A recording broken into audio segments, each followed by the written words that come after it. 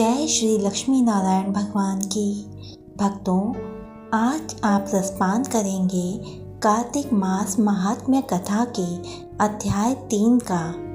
सत्यभामा ने कहा, हे प्रभु, आप तो सभी काल में व्यापक हैं और सभी काल आपके आगे एक समान हैं। फिर यह कार्तिक मास ही सभी मासों में श्रेष्ठ क्यों है? आप सब तिथियों में एकादशी और सभी मासों में कार्तिक मास को ही अपना प्रिय क्यों कहते हैं? इसका कारण बताइए। भगवान श्री कृष्ण ने कहा, हे भामिनी, तुमने बहुत अच्छा प्रश्न किया है। मैं तुम्हें इसका उत्तर देता हूँ, ध्यान पूर्वक सुनो।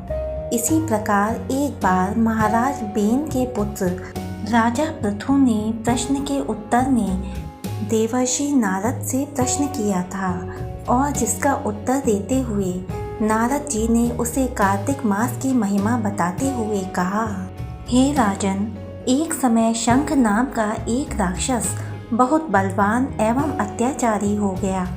उसके अत्याचारों से तीनों लोकों में त्राहि त्राहि मच गई। उस शंखासुर ने स्वर्ग में निवास करने वाले देवताओं पर विजय प्राप्त कर इंद्रादि देवताओं एवं लोकपालों के अधिकारों को छीन लिया। उससे भयभीत होकर समस्त देवता अपने परिवार के सदस्यों के साथ सुमेरु पर्वत की गुफाओं में बहुत दिनों तक छिपे रहे। तत्पश्चात वे निश्चिंत होकर सुमेरु पर्वत की गुफाओं में ही रहने लगे। उधर जब शंखासुर को इस बात का पता चला कि देवता आनंद पूर्वक सुमेरु पर्वत की गुफाओं में निवास कर रहे हैं, तो उसने सोचा कि ऐसी कोई दिव्य शक्ति अवश्य है जिसके प्रभाव से अधिकारहीन यह देवता अभी भी बलवान हैं। सोचते सोचते वह इस निर्णय पे पहुंचा कि वेद मंत्रों के बल के कारण ही देवता बलवान हो रहे हैं। यदि इनसे वेद छीन लिए जाएं तो वे बलहीन हो जाएंगे। ऐसा विचार कर शंखासुर ब्रह्मा जी के सत्यलोक से शीघ्र ही वेदों को हर लाया।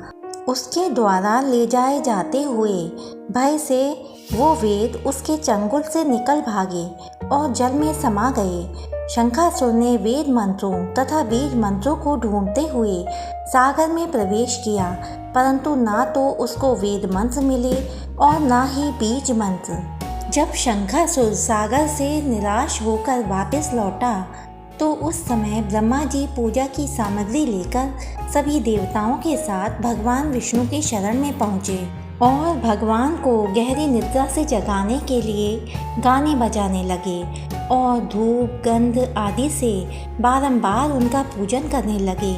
धूप दीप नैवेद्य आदि अर्पित किए जाने पर भगवान की निद्रा टूटी और वह देवताओं सहित ब्रह्मा जी को अपना पूजन करते हुए देखकर बहुत प्रसन्न हुए तथा कहने लगे, मैं आप लोगों के इस कीर्तन एवं मंगलाचरण से बहुत प्रसन्न हूँ। आप अपना अभीष्ट वरदान मांगिए, मैं अवश्य प्रदान करूँगा।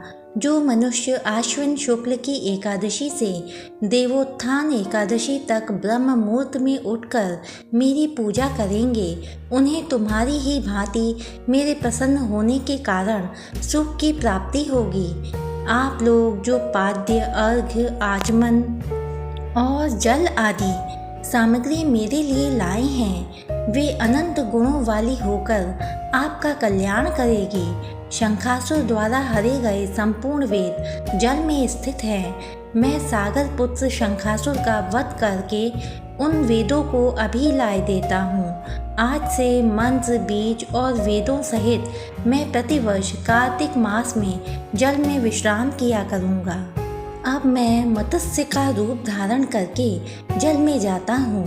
तुम सब देवता भी मुनीश्वरों सहित मेरे साथ जल में आओ।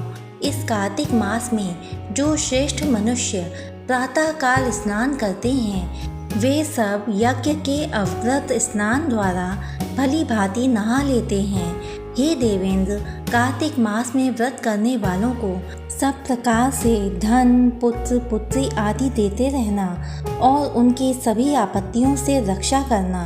हे धनपति कुबेर, मेरी आज्ञा के अनुसार तुम उनके धन धान्य की वृद्धि करना। क्योंकि इस प्रकार का आचरण करने वाला मनुष्य मेरा रूप धारण करके जीवन मुक्त हो जाता है। जो मनुष्य जन्म से लेकर मृत्यु पर्यंत विधि पूर्वक इस उत्तम व्रत को करता है वह आप लोगों का भी पूजनीय है।